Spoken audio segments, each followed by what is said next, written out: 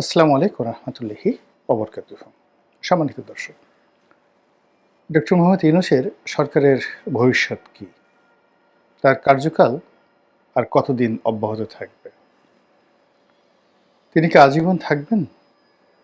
৫ বছর থাকবেন? নাকি অতি দ্রুত একটি নির্বাচন দিয়ে চলে যাবেন? নাকি নির্বাচন দেওয়ার মতো পরিবেশ হয়তো তিনি পাবেন না। তিনি মনের দুঃখে পদত্যাগ করবেন, মনের দুঃখে চলে যাবেন, অথবা এনিথিং অড, অপ্রত্যাশিত বা অনভিপ্রেত অনেক ঘটনা ঘটতে পারে এবং সেরকম একটা পরিবেশ পরিস্থিতির দিকে দেশ যাচ্ছে কিনা এই বিষয়গুলো নিয়ে আলোচনা করব। আমাদের দেশের মানুষের যে স্বাভাবিক চরিত্র, আমরা সবসময় শক্তের ভক্ত, নরমের জম। আমাদের দেশের বেশিরভাগ মানুষ পাওয়ার পলিটিক্স করতে ভালোবাসেন। ক্ষমতার মসনদে যদি ১ মাসের একটি অবোধ শিশুকে বসিয়ে দেওয়া হয়, তবু আমাদের দেশের জনগণ সেই শিশুকে সেলুট করবে, সম্মান করবে। তো তারই ধারাবাহিকতায় ডক্টর মোহাম্মদ ইউনূস যখন ক্ষমতায় বসলেন, তখন এখন তো আমাদের এই যে এজাহারে তাজাল্লুল, কারো কাছে নত হওয়ার, অবনত হওয়ার এবং নিজেকে ছোট ভাববার কিংবা ছোট করার যে প্রবৃত্তি রয়েছে, আবার কন্ট্রাস্ট মানে ঠিক উল্টো দিকে যেটা রয়েছে, সেটি হলো অল অন এ সাডেন কোনো রকম কারণ ছাড়াই নিজেকে খুব বড় ভাবা, নিজেকে সব কিছুর ঊর্ধ্বে ভাবা এবং আমি সব কিছু পারি, আমার কাছে অলৌকিক ক্ষমতা রয়েছে, দেবত্ব রয়েছে, এরকম হঠাৎ করে কিছু মানুষের লম্ফ এবং ঝম্প আমাদের এই দেশে শুরু হয়ে যায়। তো এই যে শেখ হাসিনার পতনের পর একটি অদ্ভুত এবং একটি নতুন পরিবেশ পরিস্থিতি আমাদের রাজনীতি, আমাদের অর্থনীতি, আমাদের জীবন, আমাদের জীবিকা, আমাদের সমাজ ব্যবস্থা সব জায়গাতে রীতিমতো ছায়া ফেলেছে। ছায়া বললেও ভুল হবে, অপছায়া ফেলেছে। ফলে সব কিছু টালমাটাল, কোনো কিছুরই ধারাবাহিকতা কিন্তু এই সময়টিতে নেই। ফলে কি হলো, রাতারাতি ডক্টর মোহাম্মদ ইউনূসের একটি সমর্থক গোষ্ঠী দাঁড়িয়ে গেল এবং একেবারে অপ্রত্যাশিত সমর্থক গোষ্ঠী। আমাদের দেশের যে সকল ইসলামী বক্তা, যে সকল ইসলামিক নেতা, তাদের একটা বিরাট অংশ ডক্টর মোহাম্মদ ইউনূসকে ঘৃণা করতেন। বিরাট অংশ বলে ভুল হবে, বলতে গেলে সবাই। তাকে তারা সুদখোর বলে গালিগালাজ করতেন এবং এই গালিগালাজ করে তারা শান্তি পেতেন। আর আরেকটি অংশ ছিল এই আলেম ওলামাদের মধ্যেই যারা শেখ হাসিনাপন্থী, তারা গত ১৫ বছর ধরে এই মানুষটিকে পৃথিবীর সবচেয়ে একটা নিকৃষ্ট প্রাণী রূপে প্রমাণ করার জন্য যত রকম বিশ্রী এবং কুশ্রী গালাগাল দেওয়ার দরকার তারা সবই দিয়েছেন। কিন্তু অবাক করার ব্যাপার হলো যে ডক্টর মোহাম্মদ ইউনূস ক্ষমতা লাভের পরে হাতে গোনা ২-৪ জন ইসলামী বক্তা অথবা তৌহিদি জনতার খুব অল্প একটি অংশ তাদের যে অতীতের কথাবার্তা সেগুলো তারা স্মরণ রেখেছেন।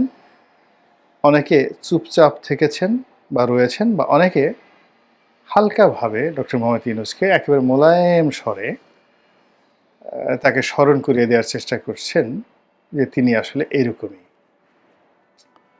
কিন্তু বাকি যারা খুব উগ্র ছিলেন, ভীষণ রকম উগ্র ছিলেন, সে সকল লোক তাকে কেউ অলি আল্লাহ, তাকে কেউ এ যুগের সবচেয়ে বড় অবতার বা মুজাদ্দেদ অথবা আল্লাহর সবচেয়ে একটা বড় নেয়ামত, এইভাবে ওয়াজ করে, নসিহত করে, বক্তব্য দিয়ে মানুষের মধ্যে একটা সম্ভ্রম পয়দা করার চেষ্টা করছেন, যা কিনা বুমেরাং হয়ে যাচ্ছে।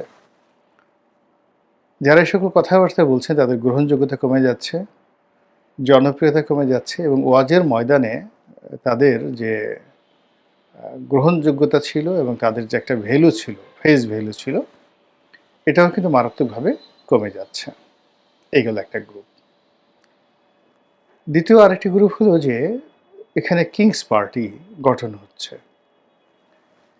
পাকিস্তান জমানাতে আইয়ুব খানের আমলে যেভাবে বাংলাদেশে একটার পর একটা শিল্প কলকারখানা গঠিত হতো, বলতে গেলে প্রতিদিন দুটো করে ভারী শিল্প, 10 বছরে প্রতিদিন দুটো করে ভারী শিল্প এই পূর্ব বাংলায় 1958 থেকে 68 পর্যন্ত এই 10 বছরে এই প্রতিদিন দুটো করে গড়ে ভারী শিল্প স্থাপিত হতো বলে বিভিন্ন লোক বলার চেষ্টা করেছেন। অর্থাৎ তখন শিল্প কলকারখানা ব্যবসা বাণিজ্য উন্নয়নের রীতিমতো জোয়ার বয়ে গিয়েছিল এবং 1968 সনে তিনি উন্নয়ন দশক পালন করেছিলেন তার ক্ষমতার সেই 10 বছর পূর্তি উপলক্ষে। তো এখন সেই উন্নয়ন দশকের মতো করে এই জমানাতে কিংস পার্টি গঠন হচ্ছে প্রায় প্রতিদিনই, এবং অদ্ভুত অদ্ভুত সব মানুষ, অদ্ভুত অদ্ভুত সব নাম, অদ্ভুত তাদের কথাবার্তা এবং অদ্ভুত তাদের পোশাক এবং পরিচ্ছদ। এই মানুষের সঙ্গে ডক্টর মোহাম্মদ ইউনূসের কোনো যোগাযোগ আছে বা তার সরকারের বা গোয়েন্দা সংস্থার কোনো যোগাযোগ আছে, এই কথা ভাবতেই গা কেমন যেন একটা শিরশির শিরশির করে ওঠে। 3 নম্বরে যে জিনিসটি, সেটি হলো সরকারের যে সকল কর্তা ব্যক্তি তারা ধৈর্য হারিয়ে ফেলেছেন, ভীষণ রকম ধৈর্য হারিয়ে ফেলেছেন। তাদের মুখ গম্ভীর হয়ে গেছে, গায়ের চামড়া অনেকের কালো হয়ে গেছে এবং তাদের কথাবার্তা এলোমেলো হয়ে গেছে। তো এরকম একটা পরিস্থিতি যখন তৈরি হচ্ছে, সেই পরিস্থিতিতে এই সরকারের 5 বছর কন্টিনিউ করা কিংবা এই সরকারের আজীবন ক্ষমতায় থাকা কিংবা কিছু না হোক 2 বছর 3 বছর থেকে একটা নির্বাচন দেওয়া, এটা বলতে গেলে দুরূহ একটা বিষয় হয়ে দাঁড়িয়েছে। এগুলো সব ভাবের কথা। আপনি যদি ভাবের কথা বাদ দিয়ে একেবারে রূঢ় বাস্তবতায় আসেন, সেই রূঢ় বাস্তবতা হলো যে আপনাকে আপনার লিমিট জানতে হবে এবং বুঝতে হবে। ব্যক্তি জীবনে এবং রাজনীতিতে যখন কেউ লিমিট ক্রস করে, তখন আর সে সেখানে থাকতে পারে না। অবস্থা দৃষ্টি মনে হচ্ছে যে সরকার এবং ডক্টর মোহাম্মদ ইউনূস বেসিক্যালি নিজেকে এখন একটি আনলিমিটেড কোম্পানি বানিয়ে ফেলেছেন। তার মনে হচ্ছে তিনি অনেক সুন্দর কথা বলতে পারেন, তার মনে হচ্ছে তিনি মহাকাশ পাড়ি দিতে পারেন, তার মনে হচ্ছে তিনি আরও অনেক কিছু করতে পারেন। এর ফলে কি হচ্ছে, তিনি যে জিনিসটি জানেন না, যে জিনিসটি বোঝেন না এবং যেটা তার কর্তব্য এবং ধর্তব্যের মধ্যে পড়ে না, এই বিষয়গুলোর সঙ্গে তিনি জড়িয়ে গেছেন এবং তার কাছে মনে হচ্ছে যে এই কাজগুলো করলে দেশের হয়তো ভালো হবে, তিনি অমরত্ব লাভ করবেন, আর তার চোখে উন্নত বিশ্বের যে যাকে বলা হয় ঝকঝকে তকতকে রাস্তাঘাট, পরিপাটি বিমানবন্দর, শুনশান যে একটা বাহ্যিক অবস্থা এবং মানুষের যে নির্ভার জীবন, এটি তার মন এবং মস্তিষ্কে রীতিমতো ভর করেছে। ফলে খুব অল্প সময়ের মধ্যে তিনি এই বাংলাদেশকে সিঙ্গাপুর বানানোর জন্যে কিংবা নিদেন পক্ষে মালয়েশিয়া বানানোর জন্যে তিনি চেষ্টা করেছেন বা চেষ্টা চালিয়ে যাচ্ছেন বা পরিকল্পনা করেছেন। এটা অনেক ইতিবাচক অর্থে আমি এটা ধরলাম, কিন্তু এটা যে সম্ভব নয়, এটি যদি তিনি লি কুয়ান, সিঙ্গাপুরের যিনি ফাউন্ডার ফাদার, তার জীবনে পড়তেন, তার ভিডিওগুলো দেখতেন এবং তার কথাবার্তাগুলো শুনতেন। তিনি 60-এর দশকে যখন রাজনীতি শুরু করলেন এবং 70-এর দশক থেকে তিনি যখন সফল হলেন, সেই সফল হওয়ার সময় তার যে অভিব্যক্তি, তার যে বক্তব্য, তার যে কথা, এই বিষয়গুলোর সঙ্গে যদি ডক্টর মোহাম্মদ ইউনূসের 1980 সনের যে যৌবন, তার যে তৎপরতা, এগুলো তুলনা করা যেত বা তাকে যদি ওই অবস্থায় পাওয়া যেত, তাহলে হয়তো লি কুয়ানের যে সংগ্রামের সঙ্গে ডক্টর মোহাম্মদ ইউনূসের এখনের যে সংগ্রাম, এটি কিছুটা হলে সম্ভব হতো। দ্বিতীয়ত, লি কুয়ানের যে আত্ম উপলব্ধি, তার যে বাস্তব অভিজ্ঞতা, এটি তিনি রাজনীতি থেকে অবসর নেওয়ার পরে যখন মিনিস্টার মেন্টর হিসাবে দায়িত্ব পালন করলেন, ওই সময়টাতে তিনি শুধু সবার সমিতিতে সেমিনার করতেন। ওই সময়ের বক্তব্যতে তিনি যেটি বলেছেন যে, সিঙ্গাপুরের যে মডেলটি এখন রয়েছে, এটি গুজরাটে হবে না। আবার একই কথা মিস্টার নরেন্দ্র মোদী বলেছেন যে, তিনি গুজরাটের কিংবদন্তির উন্নয়ন সাধিত করেছিলেন। কিন্তু বৃহত্তর ভারতবর্ষে গুজরাট মডেল কোনো অবস্থাতেই বাস্তবায়ন সম্ভব নয়। তো কাজেই যারা তাকে নিয়ে খুব বেশি আশা করেছিল, তাদেরকে নরেন্দ্র মোদী বলেছিলেন যে, আমাকে আমার মতো চেষ্টা করতে দেন। আমি এই ভারতবর্ষে বা এই দিল্লিতে অতীতে যা কিছু হয়েছে তাদের চেয়ে খুব বেশি ভালো কিছু করতে পারবো বলে আমার কাছে মনে হচ্ছে না। এটি হলো তার প্রাজ্ঞতা। একইভাবে সিঙ্গাপুরের যে লি কুয়ান, তিনিও তার যে পরিণত বয়সের যে বক্তব্য, তিনি বারবার বলেছিলেন যে, একটা ছোট আইল্যান্ড, সামান্য কিছু মানুষ এবং ভৌগোলিকভাবে এরকম একটা সুবিধাজনক অবস্থা পেয়ে আমি যে কাজটি করতে পেরেছি, এটি অন্য ভূখণ্ডে আমি পারতাম না। দ্বিতীয়ত, আমি যে সময় পেয়েছি এবং আমি যাদেরকে সহকর্মী হিসাবে পেয়েছি, এটাও সফলতার একটা মানদণ্ড। তো সেই দিক থেকে ডক্টর মোহাম্মদ ইউনূস এখন যে সময়টি পেয়েছেন, এটি বড় বেয়ারা সময়, অসময় তার জন্য এবং আমাদের সকলের জন্য। দ্বিতীয়ত, তার যে বয়স, এ বয়স ভীষণ রকম তার জন্য একটা বোঝা। প্রতিদিনই তিনি দুর্বল থেকে দুর্বলতর হচ্ছেন এবং তার যারা বন্ধুবান্ধব, আপনজন, এর বিরাট অংশ আলটিমেটলি কবরে চলে গেছেন। যারা জীবিত আছেন তাদেরও একটা বিরাট অংশ হতাশ হয়ে সারাদিন পার্কে ঘুরে বেড়ান, নেতিবাচক চিন্তা ভাবনা করেন, অনেকে ধর্মকর্ম করেন, অনেকে বাস্তব জীবনের যে ব্যর্থতা স্মরণ করে সেই নানা রকম খিস্তি খেয়র করতে থাকেন। আর অবসর সময় তারা মানুষের সাথে ঝগড়া করেন, বুড়ো মানুষের যা হয়। তো সেই বৃত্ত থেকে বের হয়ে তিনি একা এই রাষ্ট্রীয় জায়গাতে বসে তিনি রাতারাতি সব কিছু করে ফেলবেন, এটা কোনো যুক্তিতে, কোনো বিজ্ঞানে, কোনো ধ্যান ধারণায় এই পৃথিবীতে ঘটেনি। এই বাংলাদেশে ডক্টর মোহাম্মদ ইউনূসের চাইতে হাজার হাজার গুণ উঁচু মার্গের মহামানব ছিলেন। পাল বংশ 400 বছর এই বাংলা শাসন করেছেন এবং এই বাংলার এখনের যে ভূখণ্ড, তার কম করে হলেও 20 গুণ বড় ভূখণ্ড। অর্থাৎ বাংলা, বিহার, উড়িষ্যা, তার সঙ্গে সঙ্গে ভারতের যে 7 সিস্টারের বিরাট অংশ, এইগুলো মিলিয়ে অর্থাৎ এখন বাংলাদেশের যে ভূখণ্ড, তার চেয়ে 20 গুণ ভূখণ্ড 400 বছর ধরে পাল সম্রাটরা শাসন করেছেন। সেন সম্রাটরাও ঠিক একই শাসন করেছেন। হর্ষবর্ধনের সময় এই বাংলাকে কেন্দ্র না করলে উজ্জয়িনী কে কেন্দ্র করে তিনি একটা বিরাট সাম্রাজ্য গড়ে তুলেছিলেন। তারপর শশাঙ্কেরও একই অবস্থা, সেই 600 শতাব্দীতে, মানে মোহাম্মদ রসুল্লাহ সাল্লাল্লাহু আলাইহি সাল্লামের জমানাতে। এরপর সুলতানি আমল, মুঘল আমল, ইংরেজ আমল, এই বাংলায় বহু বড় বড় মানুষ এসেছেন। এমনকি পাকিস্তান জমানাতেও এই বাংলাতে গভর্নর হিসেবে, প্রধানমন্ত্রী হিসেবে অনেক বড় বড় মানুষ দায়িত্ব পালন করেছেন শুধুমাত্র পূর্ববঙ্গে। এখন তারা যে কাজগুলো পারেননি বা তারা যে কাজগুলো করেননি, তো সেই কাজগুলোতে হাত দেওয়ার আগে তাকে 1,33,000 বার, অর্থাৎ ডক্টর মোহাম্মদ ইউনূসকে 1,33,000 বার ভাবতে হবে। আমাদের দেশে আপনি যদি রাতারাতি খুব জনপ্রিয় হতে চান এবং সব কথায় তালি পেতে চান, প্রশংসা পেতে চান, বিশ্বাস করেন আপনি এই জিনিসগুলো পাবেন না। মানুষকে খুশি করার জন্য যদি আপনি খুব চেষ্টা করেন, তাহলে মানুষ খুশি হবে না, বরং বিক্ষুব্ধ হবে। মানুষ যে জিনিসগুলো আপনার কাছে আশাই করে না, সেই জিনিসগুলো মানুষকে দিয়ে যদি আপনি মনে করেন যে খুব বড় কিছু করলাম, তাহলে আপনার কপালে দুর্ভোগ আছে।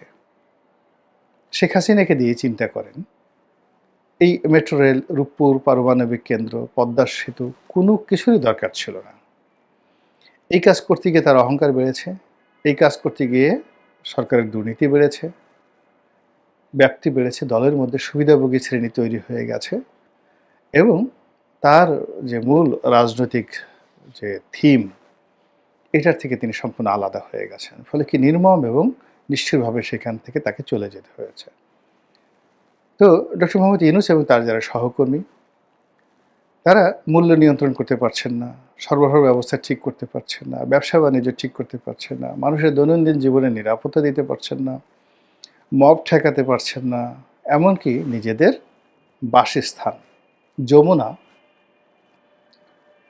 সেখানটিও তারা রক্ষা করতে পারছেন না। এমনকি তার যে সরকারি বাসভবন যমুনার, আপনি চারিদিকে গিয়ে দেখেন ঢাকা শহরে যমুনা যে ওয়াল, চারিদিক থেকে যে ওয়াল, সেখানে যে ময়লা এবং আবর্জনা রয়েছে, ধুলো রয়েছে, বালি রয়েছে, এগুলো সাধারণত অন্য কোনো বিল্ডিংয়ে নেই।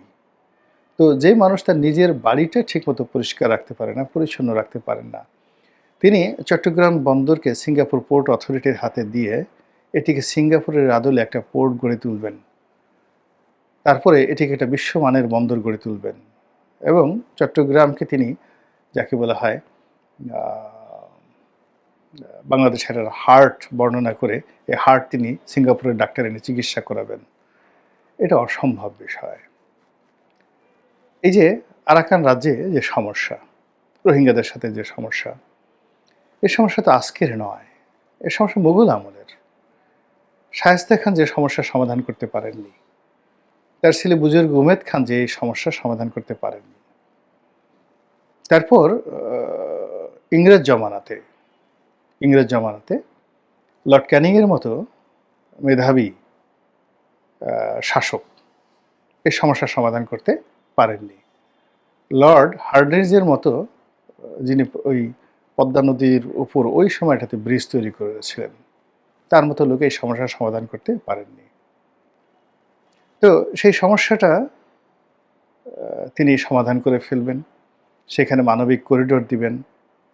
এই জিনিসগুলো তাকে যে কতটা বিপদ এবং বিপত্তির মধ্যে আলটিমেটলি ফেলে দিয়েছে, এটা আমরা বাইরে থেকে হয়তো অনুভব করছি, কিন্তু ভিতরে ভিতরে তিনি টের পাচ্ছেন। তো এর ফলে আমার কাছে মনে হচ্ছে যে সরকারের যে দম, সেই দম মানে শক্তি, তাগত, এই জিনিসগুলো ক্রমশ ফুরিয়ে আসছে। এরপরে সরকারের যে প্রাণ শক্তি যেখান থেকে আসবে, অর্থনৈতিক ব্যবস্থা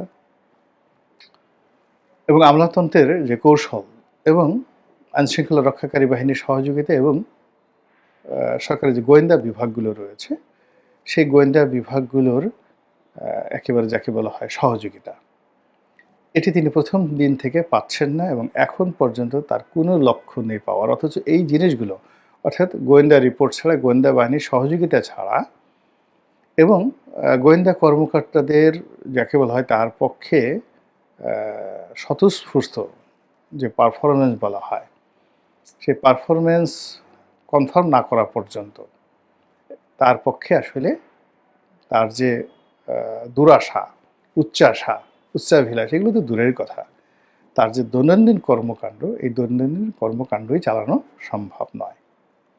তো যাই হোক, তিনি বয়স্ক মানুষ, সম্মানিত প্রবীণ মানুষ, জীবনের অনেক অভিজ্ঞতা তার রয়েছে, অনেক সফলতা রয়েছে, তার মতো তিনি করবেন, তার মতো তিনি চলবেন। আমরা যারা বাইরে আছি, আমরা যা দেখছি, আমরা বলছি, যার ভালো লাগছে শুনছেন, আর যার ভালো লাগছে না তারা বিক্ষুব্ধ হচ্ছেন, শুনছেন না।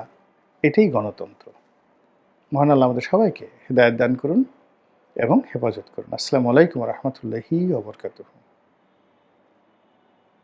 প্রিয় দর্শক, এতক্ষণ আমরা ওনার কথাগুলো শুনলাম। উনি যে বিষয়গুলো বললেন, যে সমসাময়িক বিভিন্ন ঘটনা নিয়ে ডক্টর মোহাম্মদ ইউনূস ওনার যে বিভিন্ন ইস্যুগুলো, এবং উনি যেরকম চিন্তা করছেন এবং যে কথাগুলো বলার চেষ্টা করছেন এবং যে কাজগুলো করতে চাচ্ছেন, এটি বাংলাদেশের মানুষের সমর্থন এবং রাজনৈতিক সমর্থন এবং দেশের মানুষের ভবিষ্যৎ প্রেক্ষাপটগুলোর ক্ষেত্রে যে কাজগুলো উনি করতে চাচ্ছেন, এই ক্ষেত্রে অর্থনীতি, সামাজিক উন্নয়ন এবং দেশের মানুষের উন্নয়নে কতটা ভূমিকা রাখবে, এটি যেমন বোঝার বিষয় আছে, এবং উনি যে কাজগুলো করছেন এটি জনসমর্থন, পাশাপাশি বাংলাদেশের প্রেক্ষাপটে যে এত দ্রুত এইসব পরিবর্তনগুলো আসলে মানুষ অ্যাকসেপ্ট করতে পারছে কিনা, বা আমাদের পার্শ্ববর্তী দেশগুলোকে এটাকে তাদের নানাভাবে কিন্তু তারা চাপ দেওয়ার চেষ্টা করছে, এবং বিভিন্ন প্রতিবন্ধকতা কিন্তু তারা তৈরি করছে, এবং বিভিন্ন ধরনের হিউমার নিউজ বলেন বিভিন্ন দেশকে প্রভাবিত করে তারা বাংলাদেশের বিভিন্ন ক্ষতির বিষয়গুলো করার চেষ্টা করছে। সেই জায়গায় উনি একা যে কাজগুলো করছেন, এবং তার যে একটা দেশের গভর্নমেন্ট চালাতে গেলে যে প্রতিষ্ঠানগুলো তাকে সহায়তা করার কথা, সেই সহায়তা উনি সঠিকভাবে পাচ্ছেন কিনা এই বিষয়ে কিন্তু উনি সন্দিহান, এবং এগুলো সঠিকভাবে একসঙ্গে কাজ না করাতে উনি যে বিষয়গুলো চিন্তা করছেন এটি কতটুকু সফলতা বয়ে আনবে। এবং বিশেষ করে আপনার মায়ানমারের সঙ্গে বাংলাদেশের করিডোর ইস্যুটা বারবার আলোচনা হচ্ছে, এটি ভবিষ্যতের জন্য একটি গুরুত্বপূর্ণ ইস্যু হয়ে দাঁড়াবে, যে কারণে এটি যদি সঠিকভাবে আলোচনা না হয়, যেটি উপকারিতা বা এটি আমাদের জন্য কতটা ক্ষতির কারণ বয়ে আনবে ভবিষ্যতের, এরকম কোনো হিস্ট্রি আছে কিনা বিভিন্ন দেশের ক্ষেত্রে। তো এই বিষয়গুলো আসলে যে এই সমস্যাগুলো সব মিলায় উনি এই অল্প সময়ে এই সবগুলোকে টেকেল দেওয়ার মতো যে অবস্থা, এটিকে সে কতটুকু সামনে এগিয়ে নিয়ে যেতে পারবে, এবং সবার মধ্যে যে হতাশা, যে রাজনৈতিক যে দলগুলো আছে তারাও এই বাংলাদেশের এই পরিস্থিতিকে কতটুকু সামাল দিয়ে উঠতে পারবে, এই বিষয়গুলো কিন্তু মানুষের চিন্তার বিষয়। আমরা অবশ্যই দেশের মানুষ এই বিষয়ে অবশ্যই চিন্তিত।